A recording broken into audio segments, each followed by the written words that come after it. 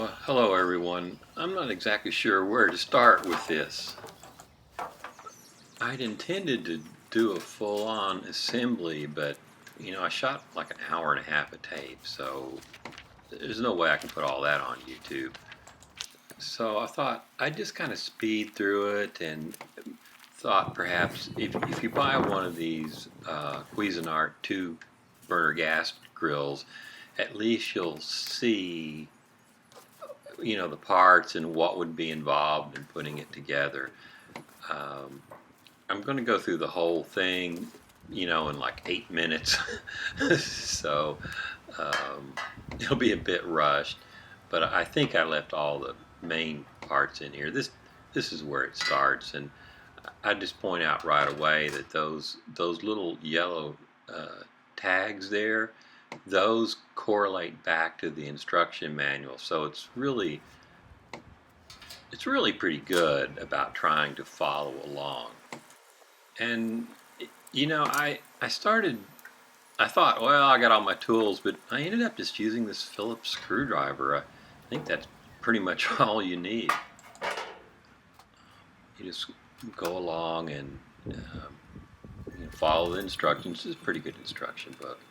Put the screws into the various spots. Some of these are slotted attachments as well, which makes it real easy to get everything lined up. And you can clearly see all the little yellow stickers on the parts, so that should keep you straight as you do the assembly. Here's the little side pieces going in, and those are slotted attachments, so you just get them in place and then tighten the screws down on them.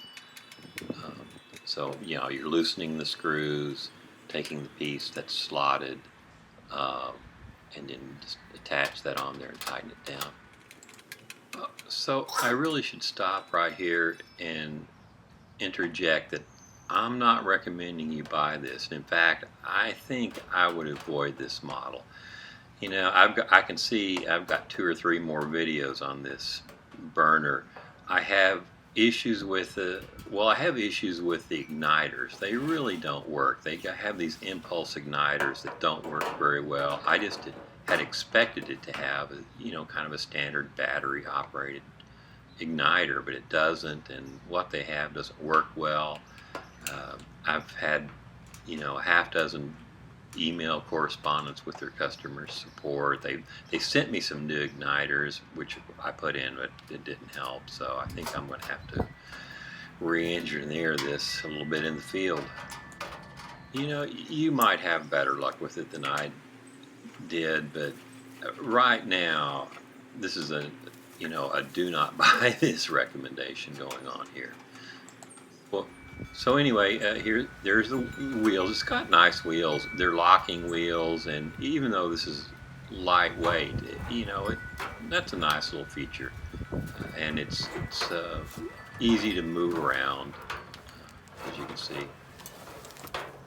So after you get the base put together, you start on the upper part, and I got out of frame here. I'm sorry. One of the reasons I got this particular model is this nice glass front and a temperature gauge. I mean, that's a great feature. I really like being able to look in and see what's going on without opening the lid and letting the heat out.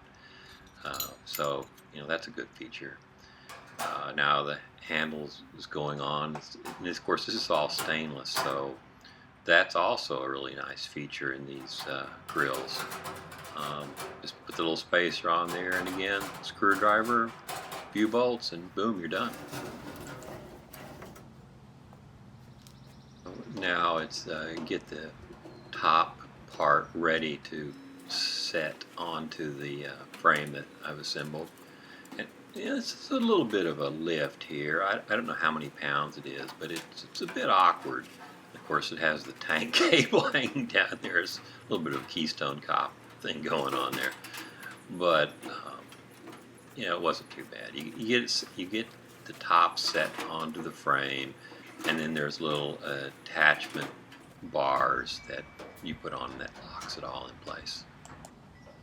So just a few screws here. This was a little bit confusing, but exactly what part went in what hole, but eventually got it all assembled.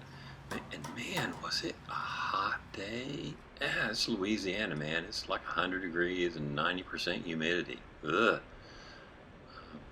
You don't need a grill, really. Anyway, so now it's on to the upper part. It's everything labeled. Here's another attached bracket. Now this will be for the little side trays. They have shelves that are also stainless steel and hinged, so you can put them on and or raise and lower the table. A little bit confusing, but you know, eventually work through it. Take your time.